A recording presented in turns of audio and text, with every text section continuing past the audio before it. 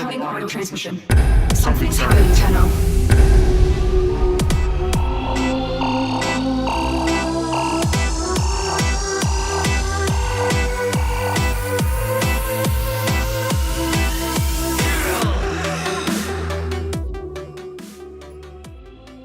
Hello there, ladies and gentlemen, and welcome to another episode of the Warframe Digest.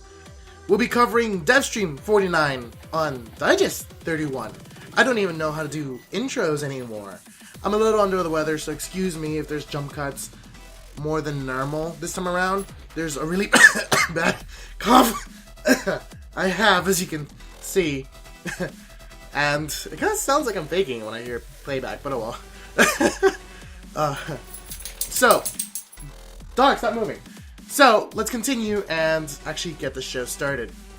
Right off the bat, we have a little bit of random nitbits coming from the team, left and right, shots being fired, and they're talking about enemy awareness changes. And what do I mean by enemy awareness? It comes down to Tenno awareness changes, or power changes. Because there was a recent change to Radio Javelin, and people got mad. People got really mad. Where basically it changed it back to line of sight. They talked about how Radio Javelin was originally line of sight when it spawned the spears outward and they would fling out, and if it was behind cover, you didn't hit the enemy. But now if they're behind cover, or if they're behind walls, or behind staircases, and you don't necessarily see them, you hit them. And they want it to go back to the original line of sight. And what they're doing is making powers and enemies aware of each other's existence. So if you know there's an enemy, and the enemy knows you're there, and they go behind a wall, or you go behind a wall and use your power, there's a 2-second decay time, or decay time, let me not say it like that, decay, that there's as a buffer between the power use and the enemy's awareness state. So if you know they're there, and they've gone behind a wall, or you go behind a wall, the powers will hit them. But if new enemies flood in, and you have no idea who they are or where they are, then the powers no longer hit them. It sounds good on paper, and in honesty, it actually plays rather nice. It actually works, and that's something I have to give credit to them. Most of the line of sight changes have been very bad for Warframes, but this one seems to work, and they're going to keep doing that with other powers down the road. No idea exactly which ones, but I'm assuming this is gonna really hurt the game in the long run if too many powers get rid of their dome radius effects and become line of sight waves. And this, again, may be good or may be bad depending on which Warframes and what powers get this pass. And aside from getting passes and all that, blah blah blah, Kubrows, what's going on with them? When are we gonna get more cosmetics for them? Aside from the occasional skin patterns and all that, what are we going to get with them, and when are we going to get it? And they're talking about Kubrow cosmetics and armor. And it's something we've heard of a lot when Kubrows were being talked about, and there's no armor. There is no armor. There are no cosmetics. I want to put a little pink pretty bow on my Kubrow. Oh wait, they're all male. How does that work? A little pretty red bow. Yes, that makes it so much better. And I want to put some rough and tough battle armor on Fido, because Fido needs some battle armor. Well, the only issue that they have here is Kubrows come in different sizes. They come in 4 sizes, as far as I'm aware. 5 sizes. 4 or 5? Forgot exactly what I've established in my clan. And they come in different shapes. So you have scrawny, you have average, you have muscular, and the super muscular. Or is that just super large? I really can't tell. But they come in small, medium, large, and super large. Then again, that might be bulky, large. So again, I forgot how many there are to establish. And with the differentiations in Kubrow sizes and Kubrow body types, armor has to scale in some manner. They're not like Warframes where they all have a certain base, which is Excalibur, and then they fine-tune it based on those other Warframes that are just slightly smaller and thinner, or slightly bigger because they have more armor. I'm looking at you, Chroma. That pelt really does clip through a lot of armor. So, there's no word on it. It's in the works. They're still figuring out how to do it correctly, and that's about it. And speeding things up, we're getting a tease of the new underwater tiles in 16.5. This has been confirmed. It's more of a preview, and it's going to be connected to an upcoming event. After that, we won't see the underwater tile set until update 17 for its official release. That's the expected date of this recording, so we have yet to see anything from there. And another thing we want to go back to the beginning, which was the Warframes. Scaling. They're talking about pretty much early game Warframes and late game Warframes. What's the goal for these Warframes? Are all of them designed to be high tier in certain points or low tier for certain points? Or are they supposed to be viable across the board? And from Scott's opinion, they're supposed to be viable across the board. All Warframes should be high tier, and it shouldn't come down to this Warframe gets the results done. It should be, this is the Warframe I'm comfortable with getting the results done. And that's something I heavily emphasize to a certain point, because I gotta face the facts, not all the Warframes are like that. And that's something that the team has realized immediately with the raid, or the trials as they're dubbing it, when they came out and they saw that all these Warframes are being excluded because they just don't live up to anything at that difficulty. And the trials are bringing out very blatant flaws in the game to the front, and the team will have to address these. But as far as the team is concerned, their goal is that all Warframes should be preferential based and not deadlocked into high tier levels, because they're the only ones that get the results done. Some frames are not designed low tier, while others are not designed high tier. It's just kind of the way it happened. And talking about things how they've happened, the Void Trader. This is all over the place today. Yes, it is. The Void Trader has been talked about, and as we go back through the cycles and we're getting repeat mods, people are starting to criticize, saying, why are we not getting anything new? Well, Sheldon had to say, people were burning themselves out real bad. Like, I mean, really bad. And he wants to fix that. So, with the recycling of the rotations, people will get a chance to actually go back and get these items they've missed, because they don't want these to be these once-in-a-lifetime items that they might not get for another 6 months. So they're going to be making it a little bit more realistic for some of these people. And every single time Vancattë comes in, there's going to be at least 1 or 2 new items in the table, so people don't have to go with this mass pressure of, I need X amount of ducats immediately, because Vancattë is around the corner, and I want everything. I need everything, because I'm not going to have everything later on. It put a lot of unneeded stress and a high demand on void runs just to burn themselves out. People were burning themselves out real fast and real hard, and that's not healthy for the game, and it's not healthy for the players to stay in the game. So, yeah, don't burn yourselves out, guys. Yeah, it's not fun. Not fun at all. But one thing they have teased about, and it seems fun, it seems beautiful and promising, is Parkour 2.0. At this point, they're most likely going to dub it Movement 2.0. As you can see in the back, or after you've been seeing in the back for a little bit, because, face it, the other things didn't really have much to show. The new parkour system will allow directional wall running, which won't be static to straight up or straight across, so no straight verticals or straight horizontals for people that want to get technical. They're going to design it in a way that you can go diagonal or zigzag, or you can move around a bit. And the way they're going to be doing this will involve a whole stamina reworks, because they're going to work in a method for quick jumps and charge jumps.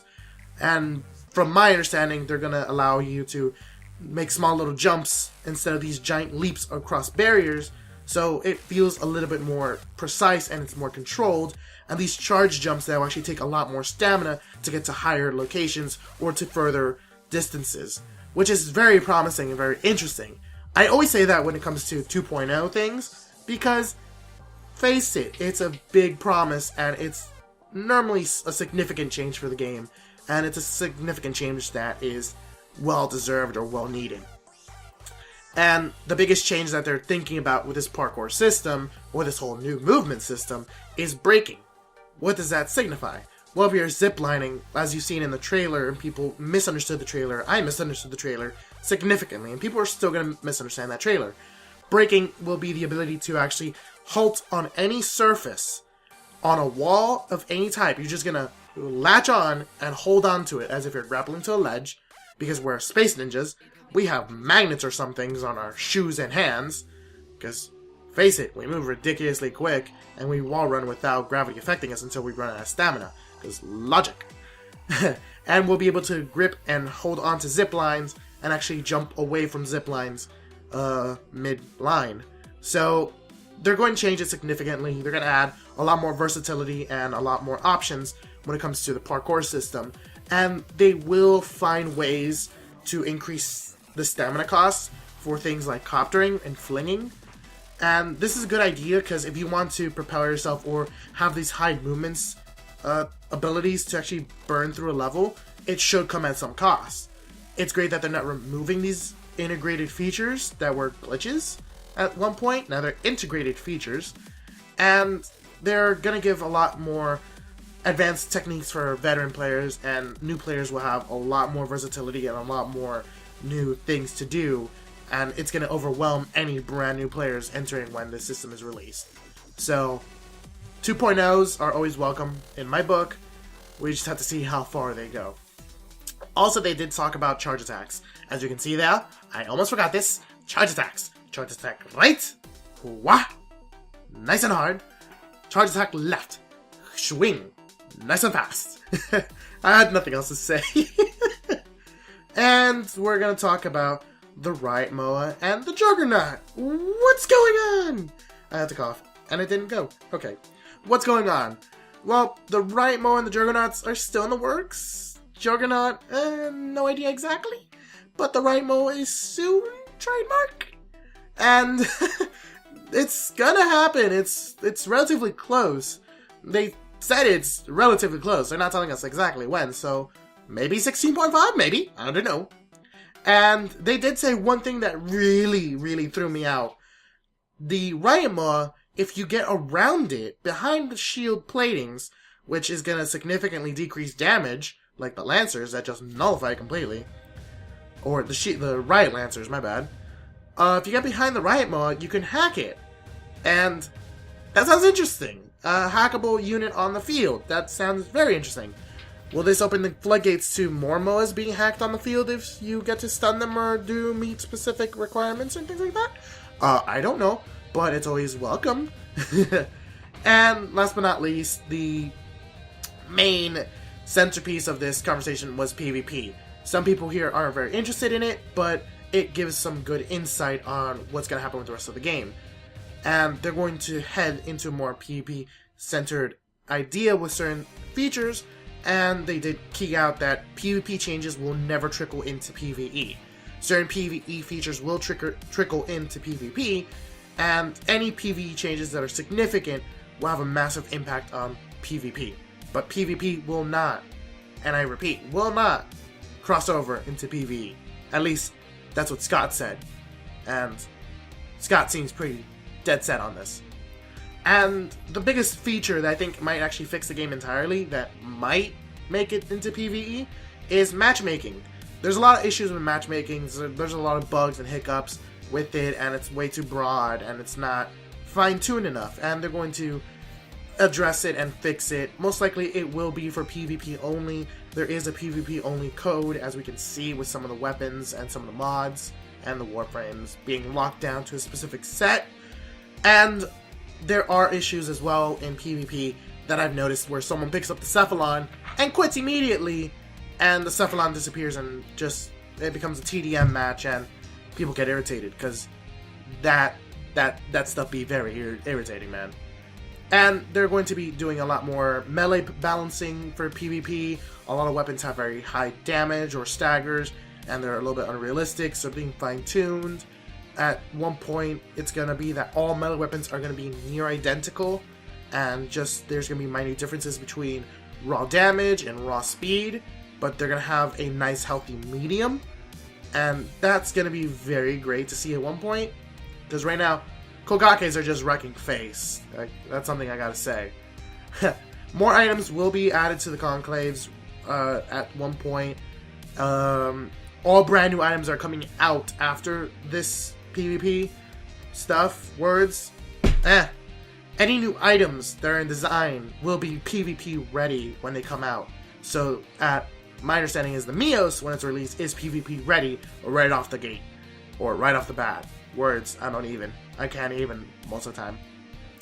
And one thing they did say is that 16.5 will bring in deathmatch and team deathmatch modes, so we don't have to get locked down to capture the Cephalon, and that's going to be very interesting just to go straight into a TDM or just a deathmatch and not have to worry about someone running back and forth and having a control point or defenders or whatever, because capture the Cephalon gets boring really quickly, especially if you're just camping the flag, as you've seen in my previous videos. And they will offer 3 more maps in 16.5, and some of these maps will expand over to the underwater tiles and many, many more. Well, 3 maps, so 2 other more. And people have asked about Arcwing in Conclave. No idea. Arcwing is still relatively young. The PvP overhaul is relatively young. Until these 2 features get fleshed out a lot more, nothing can be said about that, so we'll see. And more PvP mods will be coming into the pool, and these will be the elemental damage mods. Fire, ice, poison, and lightning. So that's gonna get fun, and that's gonna get very, very overwhelming really, really quick. And 2 last bits of detail. Teshin will be offering PvP emotes that you can do in matches to show off and flaunt and taunt the enemies. And they will also be offering these 2-player emotes where you can go up to a friend or a stranger and just say high five, boom, hands clash, you move on. Unless you're part of the same syndicate, then you guys will do a syndicate secret handshake. So that's pretty awesome, yo. That's just out there. Just letting you know that. Unless you're like some of other people and we're in 4 syndicates. So we're gonna be high-fiving everyone. And last key detail, thanks for sticking around, is the whole entire destroying the void. This is a very hot button topic, and I saved it to the very end. And here's my understanding of it. The destroying of the void is a complete reworks of the star chart yet again. The star chart has a lot of dead nodes where people just do not go because the traffic has gone to specific nodes and specific nodes only. A strong example of this is Kappa and Cerberus on Pluto. Sedna Kappa, Pluto Cerberus. And Pluto Cerberus is an interception for Oxium, and Sedna Kappa is just a grind fest for Grenier, for just experience. And I'm one of those that go to Sedna Kappa. And they're going to simplify the star chart so people actually get thrown in a little bit more, and there's not so many dead zones in the star chart for new players to get stuck in. Currently, that's a big issue. And how does this trickle into the void? With the rework of the whole entire star chart, that means that the void bubble might be disappearing. The void will remain as a plane of existence that we'll be able to play in, and it's more centered around the rebalancing and the whole entire redistribution of the rewards in the void itself. And a key thing that he did say that I will single out is he said void remains, but reward tables and access to the void will be fully reworked. So the methods that you will access the void will change, but the void will not be disappearing. They're going to integrate most likely the void into the regular maps, into different locations, and spread them out so it's not just one small spot. So I don't know, it's massive speculation at this point, so take things with a grain of salt and just remain healthy and positive. And that's about it for Devstream 49 and Digest 31. I need to find a way to address this a little bit better, and I'll talk to you guys later on the next Warframe Digest. So take it easy, have fun, and see you out there, Tenno.